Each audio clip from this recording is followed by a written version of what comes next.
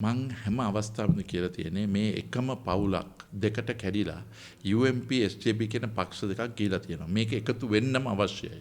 එකතු වීමම තුල ඒක විශ්වාසයක් ඇතිලා තියෙනවා. මොකෝ UMP කාරයෝ එදා ඡන්ද දුන්නේ නැහැ මුන් කැඩුනා කියලා සජිබ කට්ටිය ඡන්ද දීලා තියෙනවා. අපිට උපරිම මට්ටමේ නැහැ. ඉතින් දෙක එකතු වුණ හැටියෙම ඒක ලොකු ප්‍රබල මේව එකක් එකතු වීම 145 ක ඡන්ද ප්‍රමාණයක් තියෙනවා. දැන් මේකේ රනිලුයි සජිත් ඉන්නවා කියන්නේ මේක රනිල් කපල සජිත් වෙනවා සජිත් කපල රනිල් වෙනවා නෙමෙයි මේක රනිලුයි සජිත් දෙන්නම එකතු වෙලා කරන්න තියෙන දේ. නමුත් මේ අවස්ථාවේ ගෞරවයෙන් ඇති කරන්න අවශ්‍යයි මොනවා වුණත් සජිත්ගේ පක්ෂයට මන්ත්‍රීවරු වැඩි පිරිසක් තිබෙනවා. ඉතින් ඒ නිසා මේ දෙක එකතු වෙලා වැඩ කරන වැඩ පිළිවෙල තමයි අවශ්‍ය වෙන්නේ. ඉස්සෙල්ලා එකට වැඩ කරන්න. එකට වැඩි කිරීම තුල කොහෙද ප්‍රශ්නේ එන්නේ? මේක නායකයා කවුද ජනාධිපති අපේක්ෂක නෙමෙයි. ජනතාවේ වගකීමකට වැඩ කරන්න ඕනේ. මේකේ තියෙන්නේ එක්සත් ජාතික පක්ෂයේ එක්කෙනෙක් දෙන්නෙක් ඉන්නවා මේක එකතු කරන්න බැරි කරන්න පුළුවන් වැඩ පිළිලා.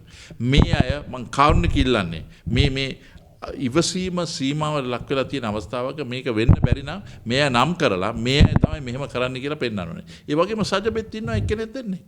ඉතින් මේ එන්න ඕන නැති කට්ටිය අපි හෙළිදරව් කරලා එන්න ඕනේ. අද ඔක්කොම ජනතාව ගමේ මට්ටමේ සහ නගර බදවල එකට වැඩ කරන්න පටන් අරන්.